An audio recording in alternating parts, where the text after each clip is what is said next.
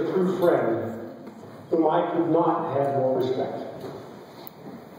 My first memory of Fred goes way back to Little League. He was a catcher for the VFW. I remember seeing him often as I walked to the Miller Park Little League field, because he was always helping out his dad at the Texaco gas station when his father ran there at Coatfield's Corners. I would see him also at St. Pat's grade school, basketball tournaments, Mac's drugstore, the YMCA, and at the Miller Sibley football field in some kind of a football pickup game. I learned early on that you needed to know where Fred was at all times, so he could not deliver you one of his bone-crushing blocks. Fred lived in the First Ward. He hung out with Mike Salata, George Fontanesi, who's with us tonight, Paul Finland, Goo Monarch, Joe and Hank Gent, John Carrion, and Tommy Mason. And that's quite a crowd. In the intramural 8th and 9th grade football league, we played on different teams. Fred was always playing on the line somewhere, certain to be a great blocker. High school football followed. We didn't know it at this time, but playing for Coach Stewart would shape our lives forever. Joe taught us how to play our positions to the best of our ability. He would preach. If the team is to play at their highest level, it starts with each individual position. He'd tell us, don't worry about the guy next to you. Don't pay any attention to what he's doing. You get your job done, and the team will perform its best. We also learned to play until the whistle sounded. That's why we won. Dave Beerbach and I graduated, and he went on to play college ball at Westminster. We soon heard from our coach, Dr. Burry, that he was going to convince Fred to play at Westminster also. Sure enough, Fred shows up. He was immediately welcomed. Fred was now 190 pounds and as strong as anyone on our team. And I kid you not. Needless to say, he started on the first team soon. It didn't take very long. I need to mention at this time, I looked up at some old programs. 10th grade, Fred was 170 pounds. 11th grade, he was 180. In his senior year, they had him listed at 185. He was not a huge person, but nobody had his strength. I give credit to YMCA weightlifting instructor, Mr. Jim McDaniel. He showed us the basics. However, Fred was possessed with lifting weights. He lifted on a regular basis and basically developed himself into a beast. In fact, Jack Mays, sports editor, former sports editor for the News Herald, wrote about Fred in his weekly May I Say column. He said, Coach Stewart needs to change the goalposts during practice so no one else on the team gets hurt. Fred's senior year as playing weight in college was 205. If Fred wasn't in the weight room when some of the guys would show up for weight training, we would be totally surprised because he was always there. His dedication motivated that team. In fact, it wasn't any fun if he wasn't around. He just had a way of, circling that room and just, get you to pump the water. If there are any young athletes out there, and I know there is one over there, Chris, I hope you're listening. In order to be your best at this game, the game of football, you got to devote serious time lifting to get strong.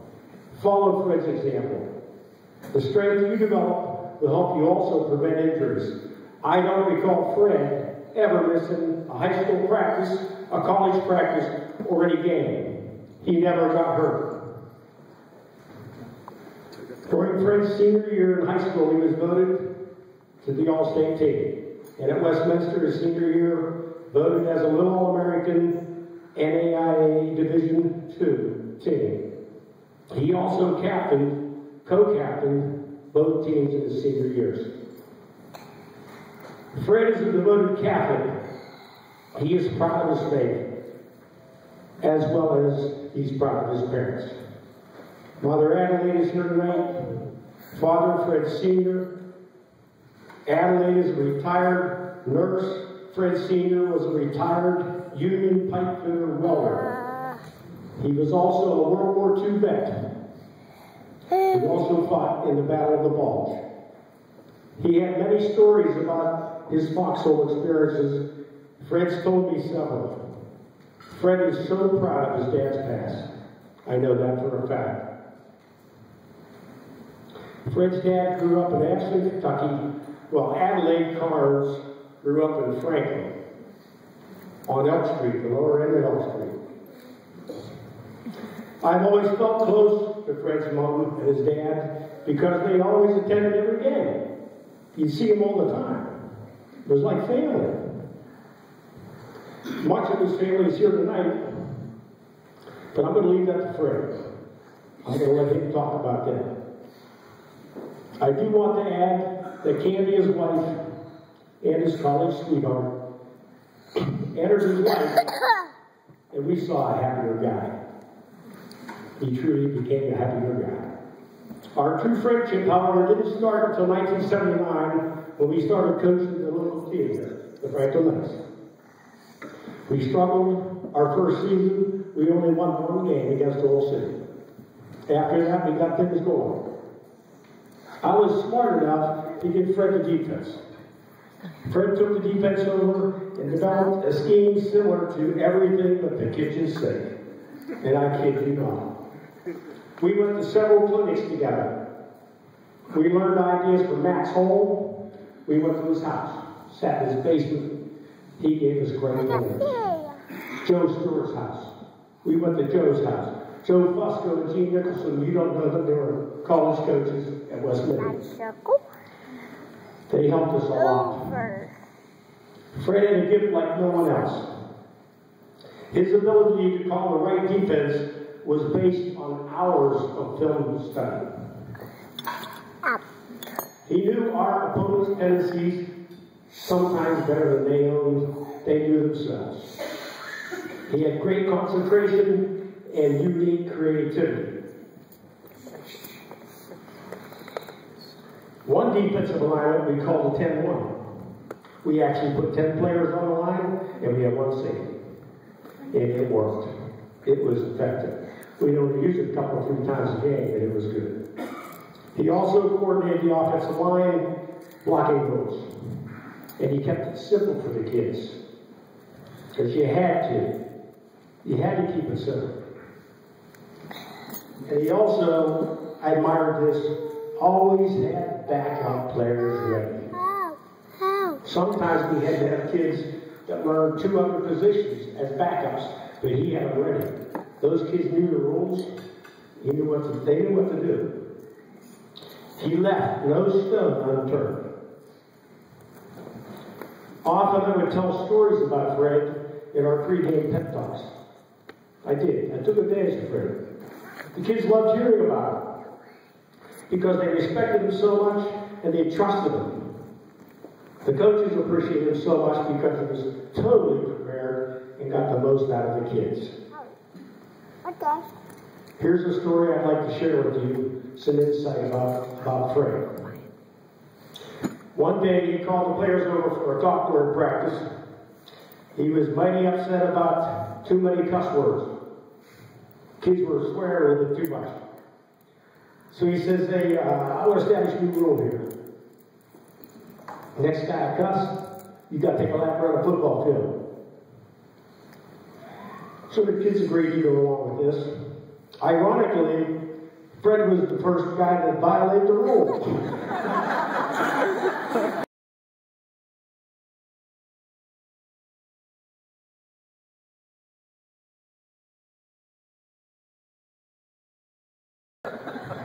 His leadership was impressive. Truly was.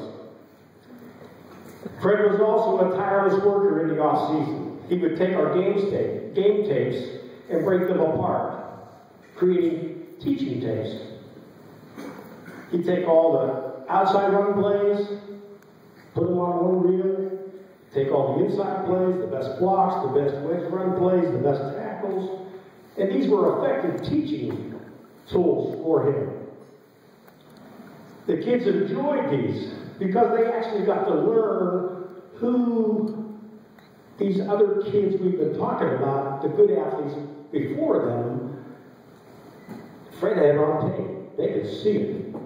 They could see Mike Russell making a good tackle or making a great block. And they learned from Mike Russell. That was effective. Fred's determination was contagious. There is another person that deserves mention that helped shape Fred's success. His name is Nick Marnici, a Sharon High School history teacher who was Fred's student teacher advisor. During this time, Fred was having trouble with the whole teaching experience. I remember because I was in that school district. Nick sat Fred down and got him thinking more positive. That's all Fred needed. Nick motivated him to prepare better. Fred has done the same deed to many, many students and athletes and fellow coaches. After a 3-year absence from football, Fred became Franklin's head coach in 1996. He turned the Knights around from losing to winning in medium. He continued leading the Knights through the year 2000. Twice he was voted Northwest Football Coach of the Year by his peers during the 5-year span. I had the privilege to be on the sidelines with this man for one of the finest victories in FHS history, the 1999 win over Old City. Some of you, I'm sure, were at the game. Fred's decision to fake a punt late in the game, which at that time I was very nervous, was the best play call I witnessed the whole time we've been together. It won us the game. I'll never forget that moment. Fred continued to help with other coaches. He helped Tiger Laverty when he took the job, and he's helped Dave Smith, who's here tonight, for several years. If my addition is correct, he has coached football a total of 35 years. I'm not sure there's another coach at Franklin High School that's been around for 35 years. I can't think of one. I'm not sure how many years he coached wrestling or track and field. I didn't do my research on those, but I know there's several. Poet Ralph Waldo Emerson once said, "Do not go where the path may lead. Go instead where there is no path, and leave a trail." Every one of our Hall of Fame inductees here tonight have left a trail. This is why we are here tonight, to honor each one of them. In particular, Fred's trail has influenced 4 decades of Franklin High School students and athletes. Fred, you truly deserve to be admitted to this Hall of Fame. Congratulations.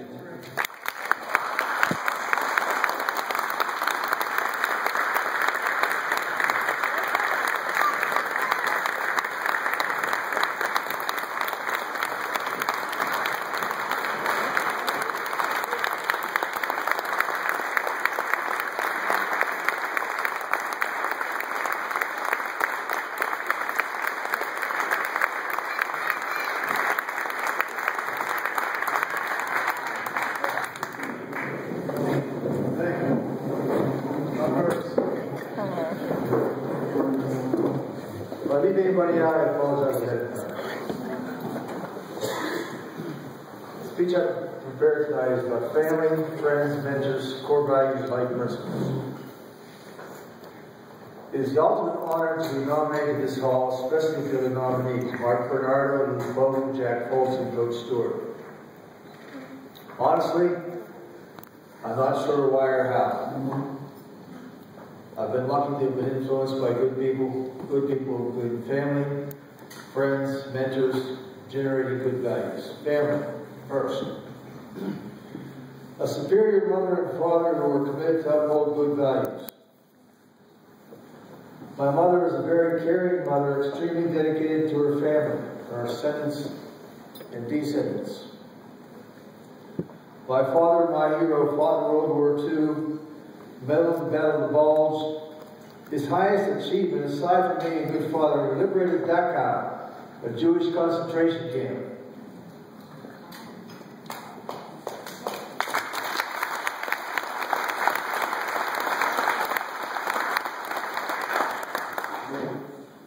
My best friend and beautiful wife of 40 years, Candy.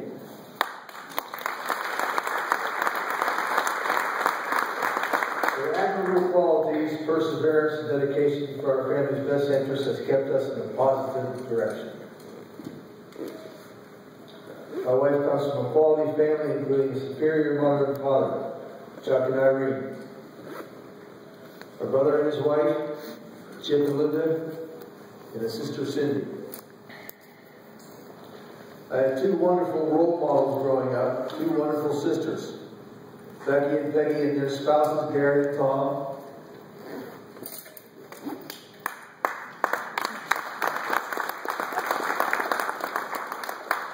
Some people have all the luck and I'm one of them.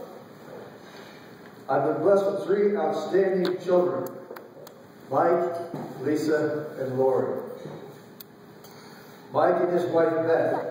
Mike is a college professor at the University of Texas and a resident of Boston.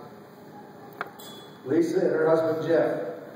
Lisa is a nurse practitioner and a resident of Carlisle. Lori, a teacher for Pittsburgh Public Schools and a resident of Pittsburgh. I have 5 wonderful grandchildren. Lily, Garrett, Freddie, Grant, about me. And Addie. About me. Friends, Scripture says, a faithful friend is a sturdy shelter. He who finds one finds a treasure. Your friends are what will matter in the end. He who finds a faithful friend finds a treasure. I have sturdy shelters and treasures.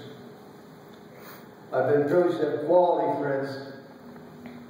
One has introduced me tonight. Most of them are present tonight. Mentors. The Sisters of Mercy at St. Patrick's Elementary. I am forever grateful for the educational and spiritual values extended to me at St. Patrick's. Mentors, coaches. My basketball coach at St. Patrick's, Jack Adams.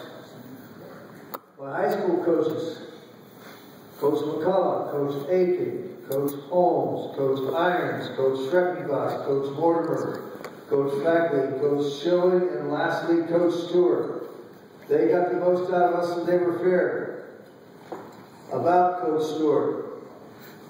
He was an icon as a teacher and a coach.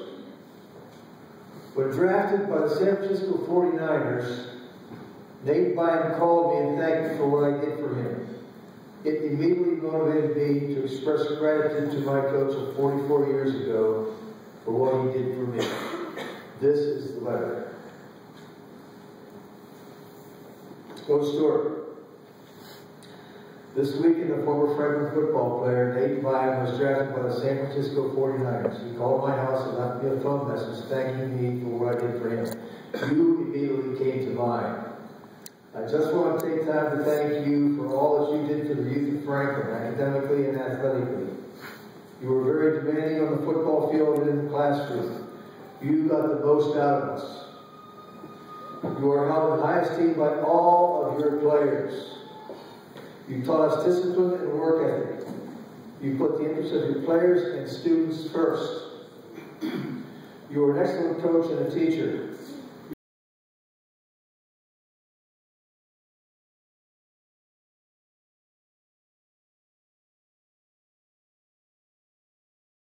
The feelings of gratitude toward Coach Stewart are universal.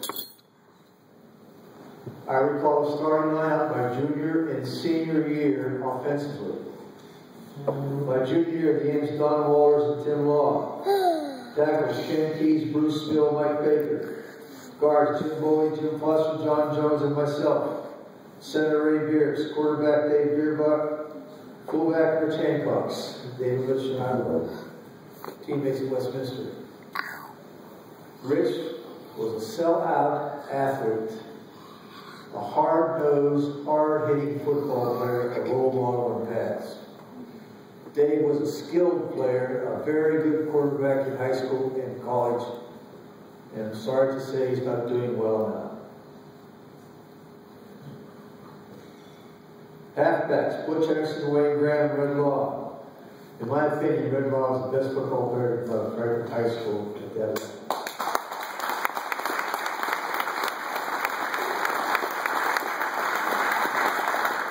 My senior year, offensively, ends Tim Law and George Fontanese. Tackles Bill Shell, Rod Evans, Chuck Hartman, and Tom Lawrence. Guards Tom Mason, Mike Slatt, and myself. Center Mike Wilson. Quarterback May Lawrence, my other hero. NFL.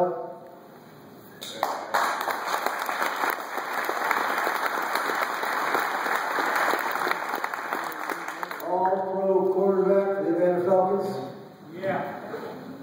Holds the interception record for the Atlanta Falcons. He took the game to the highest level. Halfbacks, Kurt Lawrence, Fred Stevens. Fullback, Monty Baker, Roger Turner. To my knowledge, 11 of our teammates are no longer with us. They are Freeman Baker, Don Fassini, Wayne Graham, John Jones, Leonard King, Bill Keeley, Kurt Lawrence, Larry Lewis, Bill Shell, Jim Witherup, Mike Wilson. One player that I coached, Ryan Malachino. May their souls rest in peace, may the perpetual light shine upon them. Amen. Had the same good experience direction from my college coaches, Coach Berry, Coach Fusco, and Coach Nicholson. Coach Berry was head coach at Westminster for 20 years, never lost a homecoming, never had a losing season. We won a national championship in 1970. About our current head coach at Franklin, Dave Smith. In my 35 years of coaching high school football, Dave was one of the best I coached. He protected the integrity of football. He was a role model in pads. He played to a high level in high school, had an outstanding career at Edinburgh University in the Erie Freeze Arena football. Dave was intense. He was a team player. He was a top-notch athlete. We're fortunate to have him as our coach. So what core values from family, friends, and mentors gave me direction? My high school and college coaches were committed to winning ways. Discipline, teamwork, work ethic, perseverance from facing adversity, and humility. Most of the expressions that I'm about to use are taken from scripture and quotes from football legends. Vince Lombardi, Mike Ditka, Joe Paterno, Bill Curry, Walt Harris, Ted Marchibroda, Larry Coyer, Bob Junko, Eddie Robinson, Bear Bryant, Pat Tillman. These quotes and scripture references will best define and explain the 5 core values. The first core value, work ethic. The only time success comes before work is in the dictionary. If you want to win, you've got to do what other guys won't. You don't have to have great talent. You have to have great effort. Take the hard road and have a high motor. If you want to win Friday, you've got to win Tuesday and Wednesday. You play the way you practice. Sell out to the top of your head to the soles of your feet. Empty the tank. St. Paul says, know ye that they that run the race run all, but one receives the prize. So run that ye may obtain. Do what is required of you, and then some. Hard work beats talent when talent doesn't work hard. It's not effort, it's strain. Coach Schilling represented this level of effort. He led by example. In the weight room and wrestling room to Coach Schilling, it wasn't effort, it was strain. The second core value, discipline. The experience should be difficult. Do what you're supposed to do when you're supposed to do it. You can't go by your own agenda. The sun is the strongest force in the universe. You never hear it make any noise. Lead by example. Let your positive action speak so loud people can't hear what you're saying. Coach Tour was very disciplined. He too led by example. His lifestyle inspired and directed his players and students. The third core value, humility. Be the guy that does a lot extra and asks for nothing in return nor recognition. That's Pat Tillman. It's substance over style.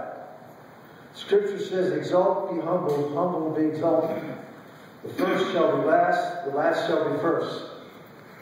Scripture says, God opposes the proud, but grants favor on the humble. Don't live in a population of one. Others, yourself. Talent is God-given, be grateful. Fame is man-given, be humble. Conceit is self-given, be careful. When a man is wrapped up in himself, he makes a small package.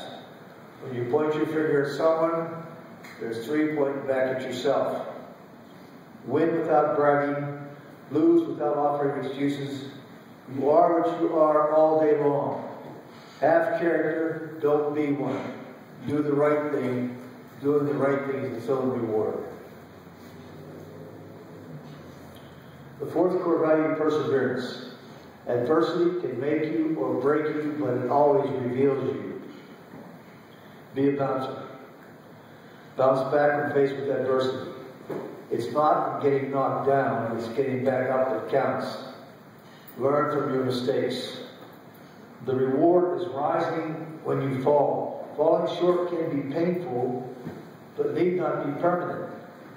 Scripture says, my power is strongest when you are weak. Abraham Lincoln was born into poverty, lost 8 elections, had 2 failed businesses, suffered a nervous breakdown, and turned out to be arguably our best president. He was a bouncer. He never quit. Win or lose. Win or lose. It's not the critic that counts. The credit belongs to the man in the arena. Pope John Paul II said, keep your eyes on the target and your hands on the plow. The final core value, teamwork. Team. Together, everyone achieves more. Others, yourself. Others, yourself. You have a count on me attitude. Teamwork is a process of give and take. Individual commitment to a group effort. Put the team interests first. Don't live in the population of one. Joe Paterno said, when the team outgrows individual performance and learns team confidence, it becomes a reality. If you hit the guy across from you harder and more often, you win the battle. If all 11 do, we win the war. Teamwork. We win the war. In conclusion, it's been my good fortune to have been raised in Franklin.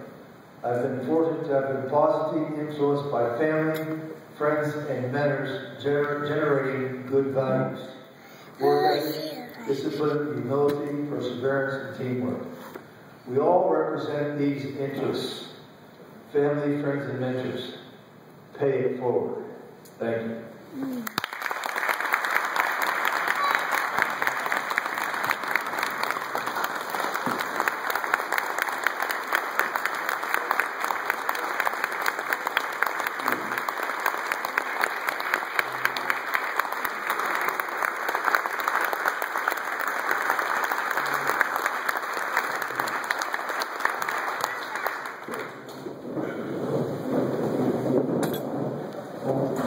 Our next inductee is being inducted for service.